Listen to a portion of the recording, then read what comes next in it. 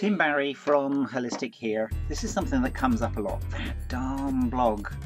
A lot of companies will have a blog and not use it correctly and get into problems with it. This is especially true with businesses where they'll feel like they need to have a blog site for some reason or a blog component to their website, when often that's not an appropriate use for a blog at all. So what I plan to do in this presentation is talk about the difference between blog posts and web pages, when it's appropriate to use either one of them or both, and typical mistakes, common mistakes we've seen time and time again, particularly in larger businesses in terms of how they use blogs. And this whole conversation I'm going to have from the point of view of SEO. In other words, from the point of view of what are the things that you can do that are most likely to increase the visibility of your website on the web. First of all, then, a summary, a high-level view of the key points I want you to really absorb when you're building a website. As I go through this and I make some various points, I'll show you examples using our own website and one or two websites of our clients, so you can get a sense of how these different concepts apply in the real world. The first thing to focus on is just the difference between blog posts and web pages. They're all pages, it's just that we happen to call pages on a blog structure posts, and we call pages on a website pages. But they're really all pages. You should have a blog and use blog posts when the content that you have is temporal in nature. What I mean by that is its relevance diminishes over time. So it would be relevant today for whatever reason, but be less relevant a month from now and a lot less relevant 6 months from now. Google understands this associated with blog posts and will tend to rank them accordingly. So unless other conditions are met, you do something extra to try and boost blog posts, they will tend to rank less well over time. The blog post structure on a lot of CMSs, on things like WordPress, are there to make it easy for amateurs to be able to post content. The structure for adding some content on a blog post, the way the navigation is created, is completely automatic, so people tend to do blog posts because it's easier, not because it's the best thing to do. You don't have to figure out, how am I going to add navigation to my page? It's done automatically, and I'll show you an example of that in a second. Typically, it's not organized by topic or subject area or key phrase or niche. It's just organized by date. And that's the fundamental problem with a blog post. Why the temporal nature of blog posts is a critical factor in making use of them. So you should use a blog or a blog structure when your posts will become less relevant over time, and when the process of being able to add content quickly and easily without doing any extra work whatsoever is much more important than whether the post that you're creating is actually going to rank organically in Google. So let's take a look at some blog structures and see what they actually look like in practice. So here on our own site, we have a news blog, and if I click on this, it'll take us to a typical blog structure. The way the posts are organized are that you've got an image associated with the post, you've got a title, sometimes you have an extract of the content. This is designed to make people want to read it, so it gives them an initial bit. Then you have categories assigned to each individual blog post, and then you can click on read more and you can go to the individual blog post. So for example, here is a particular post. Structurally, every time you add a new blog post, the title of your blog post is automatically, without any extra work, you just do your blog post and save it, and it's automatically added to the top here. So this is the most recent one, this is going back a bit further, this is going back further, and each one of these is just organized in the order in which they were posted. So in other words, they go down the page, they're organized temporally, they're organized by time. And you can only have so many on a page, otherwise the page would just get endlessly long. So then you break it down into subpages and you go to page 2 of the posts, and then you go to page 3 of the posts, and so on, depending on how many posts that you actually got on there. And this is the inherent nature of blogs. They're designed to be organized temporally, or organized in the order in which they're done. Now, in addition to that, what you do is you assign different categories. So you can have posts about specific subjects. So you could have posts about training, you could have posts about local marketing, and when you do your post, you assign a category to it. Then you'll have some navigation on the side, which will be like this. I call it topics here. The default on most websites is this is categories, but you can call it whatever you like. but it's basically these, whatever one of these categories is assigned to the post, then these are different views of all the posts.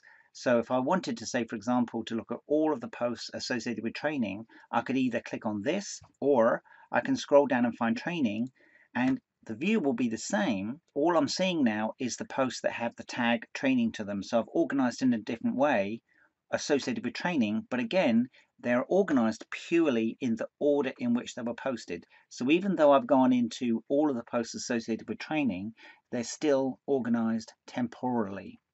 And that navigational structure is automatic. Once it's set up, you don't have to do anything to decide where does the navigation need to be to go to my page. Here, this will often say posts. Here we've called it updates, but it's basically all of the different posts, but again, organized temporally in the order in which they've done. On here, we've added this one so that you can, and this isn't default, you can just choose to do this. You can then choose to see all of the posts, and this is just a page with all of the different posts in listed order, but again, it's in the order in which they were posted. And that's the thing I really want you to get in your head is blogs, by definition, are organized temporally. Let's just take a quick flying tour a couple of other blog post sites. So in this particular one, we're going to go to this. This is the blog for this site. Now the organization of it looks a little different. We've got some text with an image behind it, but it's essentially the same thing. It's the title of the article, read more, and there's our category tags. You can see, and we can choose to click on one of these and see all of the posts that are associated with job ads. Job ads are a good one, for example, for blog posts, because when you post the job, it's highly relevant, but a year from now, you probably feel it's less relevant. Let's take a quick look at one more on this site, one of our clients.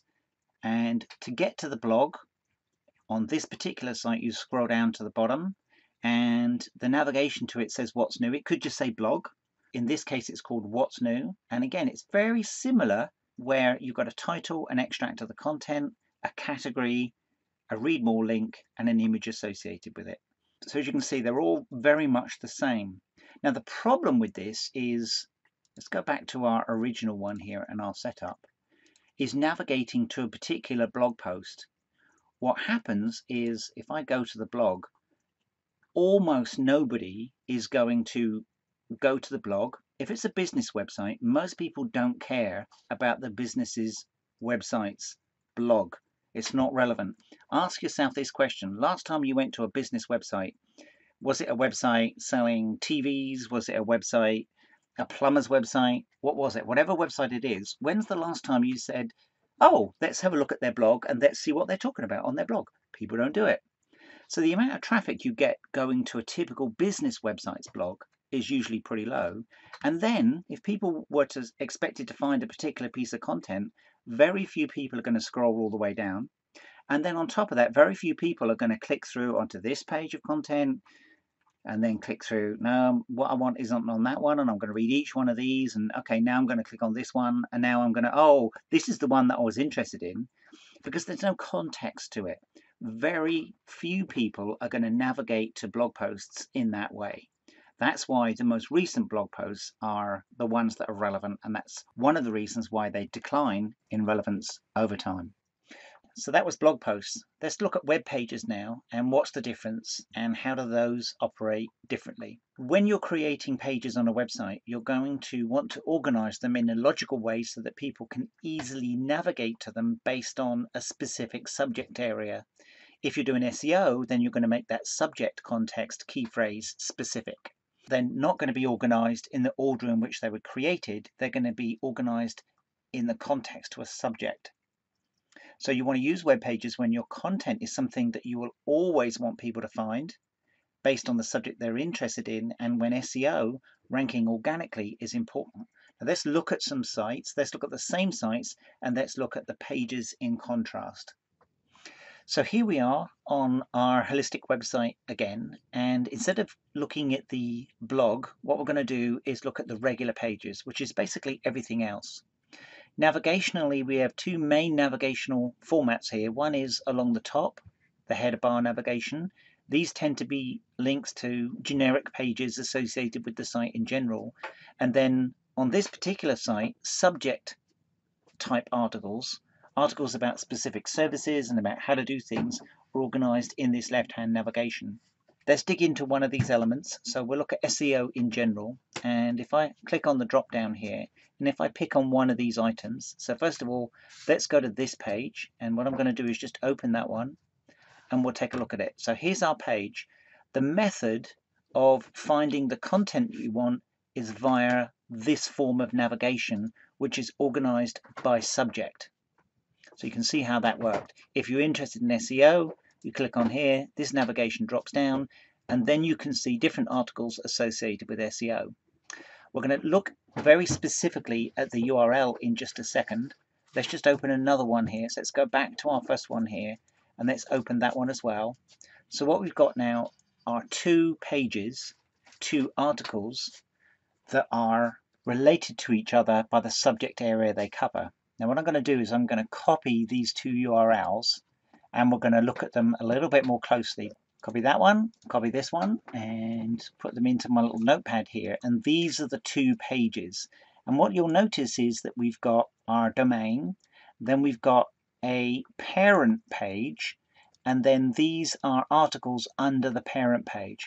So even from a URL point of view, they are organized by subject. This is actually a page of content all about SEO in general, just defines what is SEO.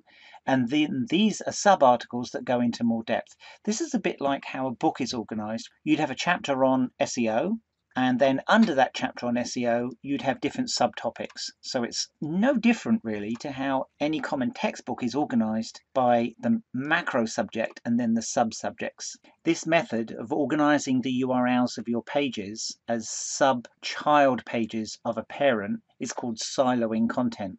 This provides a significant SEO boost because each time you create a new sub-article on a given subject, you're reinforcing to Google's algorithm that this is a subject about SEO from a ranking point of view.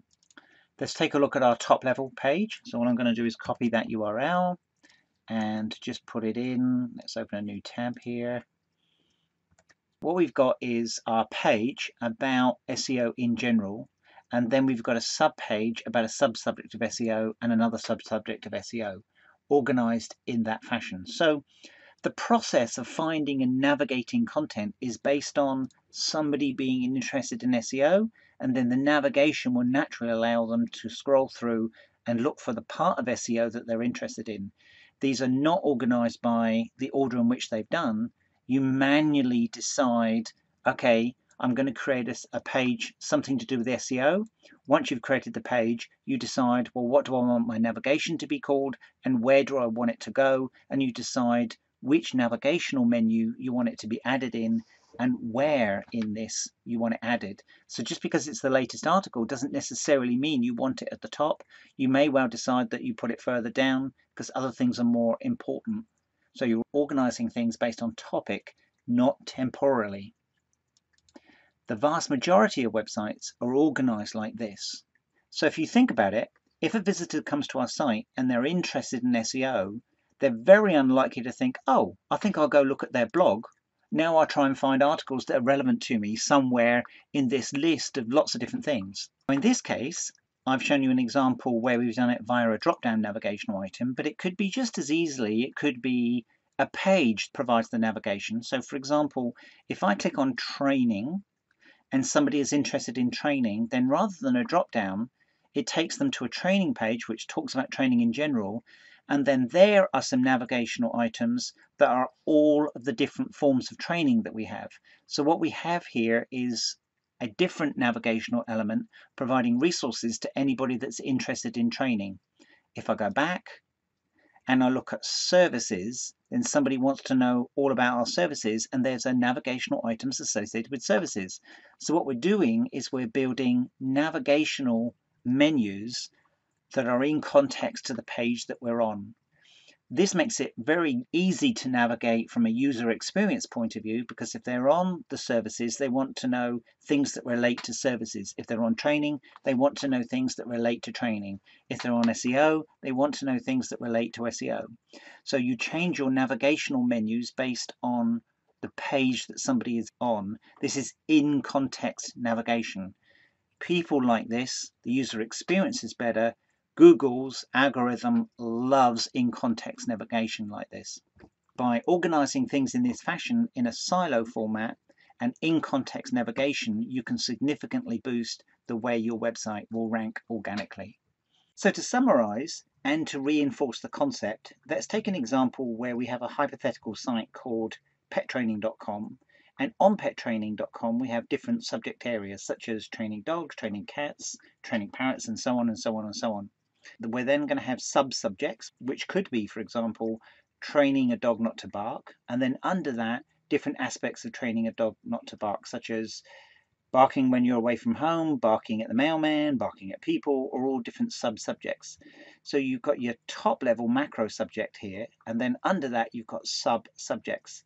So you would have your domain, you would have your top-level, training dogs, so a page about training dogs in general, and then under that you would have sub-subjects, which would be training dogs not to bark, training your dog to walk on a leash, and the URL structure would start to look like this, where you would maintain your top level URL, training dogs, and then under there you'd have your sub-subjects. So what you're then doing is you're siloing your content so that all the content associated with training a dog not to bark are siloed within this one silo or bucket area or chapter or whatever you want to call it. Getting this right is a critical part of SEO. What you wouldn't want to do is you wouldn't want to organize your content via something that wouldn't be relevant to the way people search. So for example, somebody isn't going to search associated with walking on a leash and how do you get a cat to walk on a leash and how you get a dog to walk on a leash. People that have dogs are going to want to know things about dogs, and people that have cats are going to want to look at things associated with cats. So you've got to be thoughtful to make your parents and children, your top level subjects and lower level subjects, consistent with the way people search, which just means key phrase oriented. So you wouldn't, for example, have articles as your parent and then everything under articles, because people aren't going to search on articles, they're going to search on specific subjects. Then you're going to organize your navigation to be consistent with the way people you want to find the pages. So you're going to have a navigational menu that's going to look like this with a heading, and then under the heading you're going to have a general page about training your dogs not to bark and so on, and you'd be able to click on these and go to the individual pages. This in itself could be a main page with this navigation on the page, or it could be all done within the menu structure. That doesn't matter. The key is to create the silo structure. This is in contrast to a blog navigational structure where the different posts are put as little extracts, one on top of another, and then they're organized by date, temporally, with the newest at the top, oldest at the bottom, and then multiple pages. Posts in the navigational structure won't be all the ones associated with training dogs together, but it'll just go in the post structure in the order in which they're posted. So people don't tend to try and wade their way through all of the different potential pages that you have on your blog. So there you have it, two alternative navigational structures. That's really the difference between a blog navigational structure and a page navigational structure. A page navigational structure is one that you're creating in context to subjects. A blog navigational structure is temporal in nature and is therefore treated differently by the search engines because the search engines know that older posts are less relevant.